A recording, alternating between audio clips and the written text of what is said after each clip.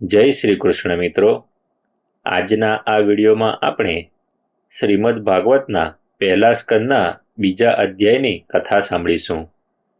જો તમારે પહેલા અધ્યાયની કથા સાંભળવાની બાકી હોય તો તેની લિંક ડિસ્ક્રિપ્શનમાં આપવામાં આવી છે, ત્યાંથી તમે એ સાંભળી શકો છો।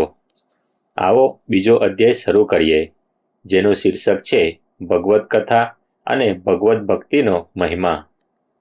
શ્રી વ્યાસજી કહે છે, સૌનકાદી બ્રહ્મવાદી ઋષિઓના આ પ્રશ્નો સાંભળીને રોમહર્ષણના પુત્ર ઉગ્રશ્રવાને ઘણો આનંદ થયો। તેમણે ઋષિઓના આ મંગલમય પ્રશ્નનું અભિનંદન કરીને કહેવાનું શરૂ કર્યું। સૂતજીએ કહ્યું, જેમનું કોઈ કર્તવ્ય કર્મ શેષ નથી, તેવા સર્વસંગ છોડીને આશ્રમમાંથી એકલા જઈ રહેલા સુખદેવજીને જોઈને તેમના પિતા વ્યાસજી વિરહ વ્યાકુળ થઈને પોકારવા લાગ્યા, હે પુત્ર, હે પુત્ર। તે સમયે સુખદેવ રૂપે તદાકાર બનેલા વૃક્ષોએ તેમના વતી ઉત્તર આપ્યો। એવા સૌના હૃદયમાં વિરાજમાન શ્રી સુખદેવજીને હું નમસ્કાર કરું છું। આ શ્રીમદ ભાગવત અત્યંત ગોપનીય રહસ્યાત્મક પુરાણ છે। ભગવાનના સ્વરૂપનો અનુભવ કરાવનાર અને સમસ્ત વેદોનો સાર છે। સંસારમાં ફસાયેલા જે લોકો આ ઘોર અજ્ઞાનરૂપી અંધકારની પેલે પાર જવા ઈચ્છે છે, તેમના માટે આધ્યાત્મિક તત્વને પ્રકાશિત કરાવનારો આ એક અદ્વિતીય દીપક છે। વાસ્તવમાં એવા જ લોકો પર કરુણા કરીને મોટા મોટા મુનિઓના આચાર્ય શ્રી સુખદેવજીએ આનું વર્ણન કર્યું છે। હું તેમનું શરણ લઉં છું। મનુષ્યોમાં સર્વશ્રેષ્ઠ ભગવાનના અવતાર નરનારાયણ ઋષિઓને, સરસ્વતી દેવીને અને શ્રી વેદવ્યાસજીને નમસ્કાર કર્યા પછી સંસાર અને અંતઃકરણના સમસ્ત વિકારો પર વિજય પ્રાપ્ત કરાવનારા આ શ્રીમદ ભાગવત મહાપુરાણનો પાઠ કરવો જોઈએ। હે ઋષિજનો, સમસ્ત વિશ્વના કલ્યાણ માટે તમે આ બહુ સુંદર પ્રશ્ન કર્યો છે, કારણ કે આ પ્રશ્ન શ્રી કૃષ્ણ વિશે છે અને એનાથી સમ્યકપણે આત્મશુદ્ધિ થઈ જાય છે। મનુષ્યો માટે સર્વશ્રેષ્ઠ ધર્મ તે જ છે કે જેનાથી ભગવાન શ્રી કૃષ્ણમાં ભક્તિ થાય। ભક્તિ પણ એવી કે જેમાં કોઈ પણ પ્રકારની કામના ન હોય અને જે નિત્ય નિરંતર થતી રહે। આવી ભક્તિથી હૃદય આનંદ સ્વરૂપ પરમાત્માને પ્રાપ્ત કરીને કૃતકૃત્ય થઈ જાય છે। ભગવાન શ્રી કૃષ્ણમાં ભક્તિ થતાં જ અનન્ય પ્રેમથી એમનામાં ચિત્ત પરોવતા જ નિષ્કામ જ્ઞાન અને વૈરાગ્યનો આવિર્ભાવ થાય છે। ધર્મનું બરાબર અનુષ્ઠાન કરવા છતાંય જો મનુષ્યના હૃદયમાં ભગવાનની લીલા કથાઓ પ્રત્યે અનુરાગ ન ઉપજે તો તે નર્યો શ્રમ જ શ્રમ છે। મોક્ષ આપનારા ધર્મનું આચરણ અર્થ પ્રાપ્તિ કરવા માટે નથી, અર્થાત ધર્મનું આચરણ નિષ્કામ ભાવે ભગવત પ્રીત્યર્થે થવું જોઈએ। એ જ પ્રમાણે દ્રવ્યની ઉપલબ્ધિ પણ નિષ્કામ ભાવે લોકસેવા માટે થવી જોઈએ। તેનાથી પોતાની કામનાઓની પૂર્તિ કરવી એ પ્રયોજન નથી।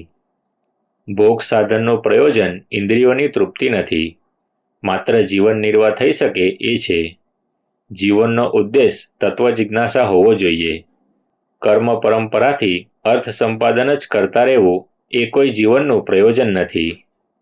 તત્વવેત્તાઓ અદ્વૈત એટલે કે અદ્વિતીય સચ્ચિદાનંદ સ્વરૂપ જ્ઞાનને જ તત્વ કહે છે। તેને જ કોઈ બ્રહ્મ, કોઈ પરમાત્મા અને કોઈ ભગવાન કહે છે। શ્રદ્ધાવાન મુનિઓ શ્રવણ ભક્તિ દ્વારા જ્ઞાન વૈરાગ્યયુક્ત અંતઃકરણમાં તે પરમ તત્વરૂપ પરમાત્માનો અનુભવ કરે છે।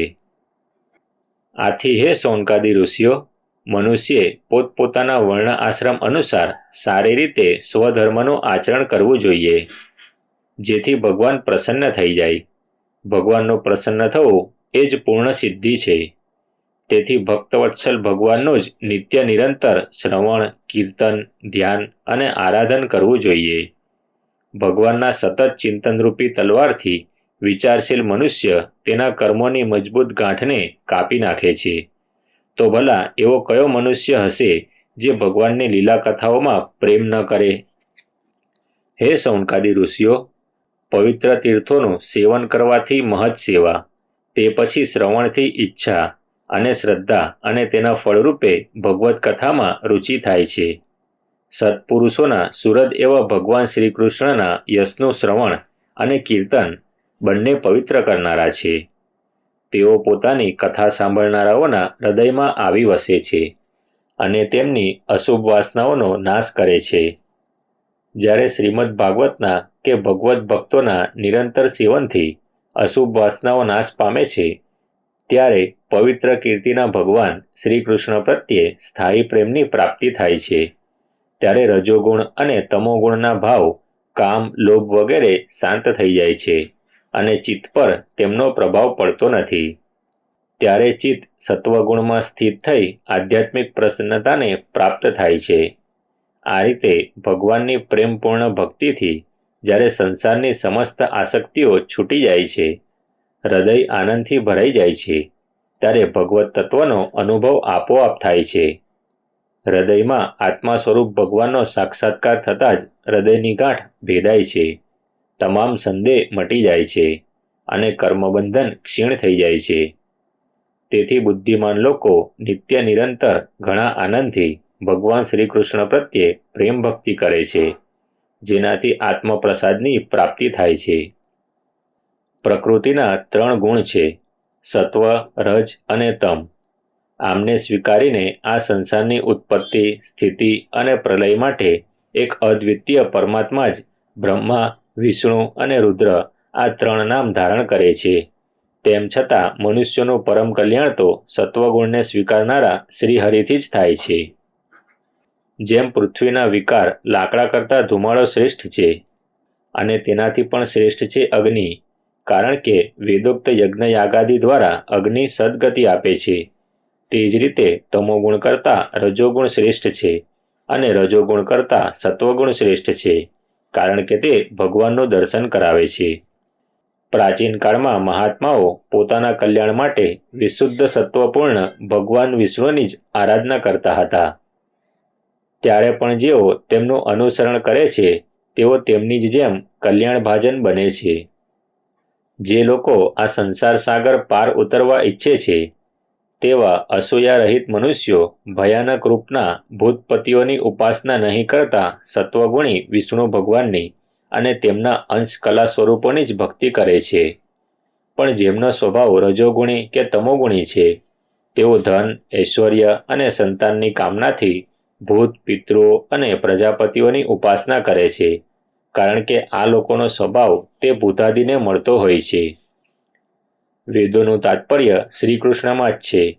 યજ્ઞોનો ઉદ્દેશ શ્રીકૃષ્ણ છે. યોગ શ્રીકૃષ્ણ માટે જ કરવામાં આવે છે અને સમસ્ત કર્મોની પરિસમાપ્તિ પણ શ્રીકૃષ્ણમાં જ છે. જ્ઞાનથી બ્રહ્મ સ્વરૂપ શ્રીકૃષ્ણની જ પ્રાપ્તિ થાય છે. તપસ્યા શ્રીકૃષ્ણની પ્રસન્નતા માટે જ કરવામાં આવે છે. શ્રીકૃષ્ણ માટે જ ધર્મોનું અનુષ્ઠાન થાય છે અને અંતિમ ગતિ તો શ્રી વાસુદેવ જ છે. સર્વવ્યાપી પરમાત્મા કે જે પ્રકૃતિના ગુણોથી અતીત છે, તે પરમાત્માએ જ પોતાની ત્રિગુણાત્મિકા કાર્ય કારણરૂપી માયાથી જ સર્ગના આદિમાં આ વિશ્વની રચના કરી હતી. સત્વ, રજ અને તમ આ 3 ગુણ તે જ માયાનો વિલાસ છે. તે ગુણોમાં રહીને ભગવાન તેમનાથી યુક્ત જેવા લાગે છે, પણ વાસ્તવમાં તો તેઓ પરિપૂર્ણ વિજ્ઞાનાનંદ ધન છે. અગ્નિ તો વસ્તુતઃ એક જ છે, પણ જ્યારે તે અનેક પ્રકારના લાકડામાં પ્રગટે છે ત્યારે અનેક રૂપે દેખાય છે. તેવી જ રીતે સૌના આત્મરૂપ ભગવાન તો એક જ છે, પણ પ્રાણીઓની અનેકતાને લીધે અનેક જેવા લાગે છે. તે જ ભગવાન સૂક્ષ્મભૂત તન્માત્રા, ઇન્દ્રિયો અને અંતઃકરણ વગેરે ગુણોના વિકારભૂત ભાવો વડે અનેક પ્રકારની યોનિઓનું નિર્માણ કરે છે અને તેમનામાં ભિન્ન ભિન્ન જીવોના રૂપમાં પ્રવેશ કરીને તે યોનિઓને અનુરૂપ વિષયોનો ઉપભોગ કરે છે. તેઓ જ સમસ્ત લોકોની રચના કરે છે અને દેવતા, પશુ પક્ષી, મનુષ્ય વગેરે યોનિઓમાં લીલા અવતાર લઈને સત્વગુણ વડે જીવોનું પાલન પોષણ કરે છે. મિત્રો, અહીં શ્રીમદ ભાગવતના 1લા સ્કંદનો 2જો અધ્યાય સમાપ્ત થાય છે. 3જા અધ્યાયની કથા આપણે આગળના વિડીયોમાં સાંભળીશું. ત્યાં સુધી સર્વેને હેતભર્યા જય શ્રી કૃષ્ણ.